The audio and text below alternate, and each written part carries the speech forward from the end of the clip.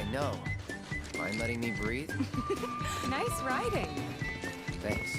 There's a streak-burning bastard. You stole the title right out from under my nose. Well, Hyperion didn't make it easy. I'd hope not. Mighty fine bird you raised. He beat mine fair and square. Just tell me, what happened to my parents? I held up my end of the bargain. Now it's your turn.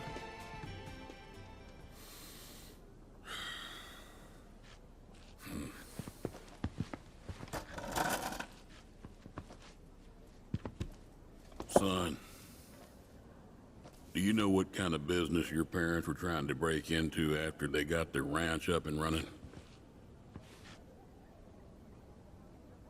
Wild Chocobo Conservation.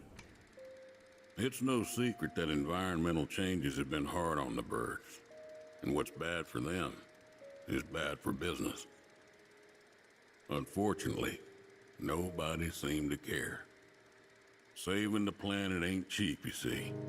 Folks know somebody's got to pay for it, but they'll be damned if it's gonna be them.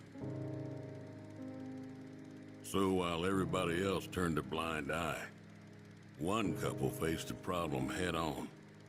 Your parents. They had everything they'd need.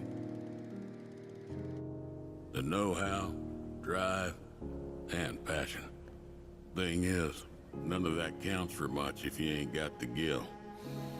So they went around taking out loans left and right, till they were swimming in debt, which is when they ran into the meanest shark of them all. Reckon you know who.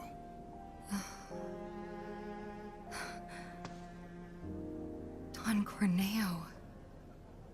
I didn't know it at the time, but that sleazy son-of-a-bitch was rounding up folks and shipping them off to Shinra for their experiments. Will and Claire figured it was the only way they'd be able to save their business, so they signed up. A while later, Will paid me a visit, begged me to take the reins in his and Claire's stead. He wanted what was best for those birds. As did I, so I took him up on the offer and bought him out. And since then, I ain't seen either one of your parents. It was only after that I heard about Corneo's antics through the grapevine. Couldn't do a thing to stop him. Not with Shinra in the wings, that's for sure. They say anything about me? Or my sister? Not to me, no. Don't go thinking they forgot about you. You and your sister were always at the forefront of their minds.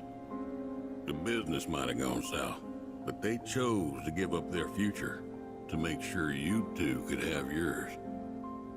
That's why you got a roof over your head, a place to work, and food to eat.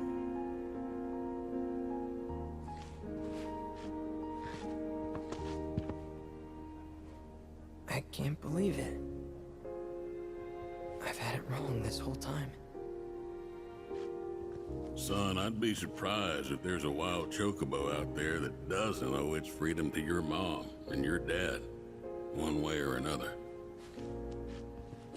Hell of a legacy to live up to, but if you want it, the business is yours.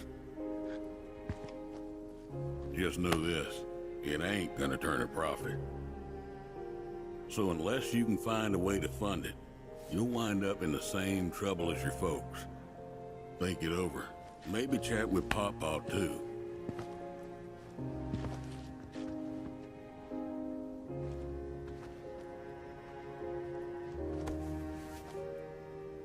Call it.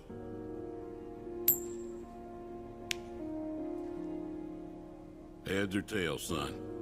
Get it right, and I'll float you some operating capital.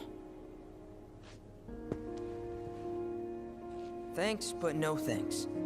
I'm gonna do this on my own. Me and Chloe and Gramps, I mean. You truly are their boy. Got your old man's pig head and your mother's backbone. Not bad.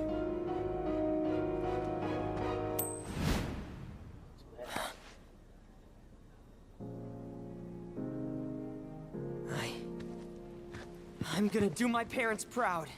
You'll see. It may take some time, but I'll make sure their legacy lives on.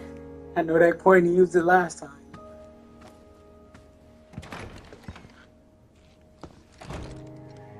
I don't get it. If Gramps knew all this, why'd he make it sound like Sam was to blame?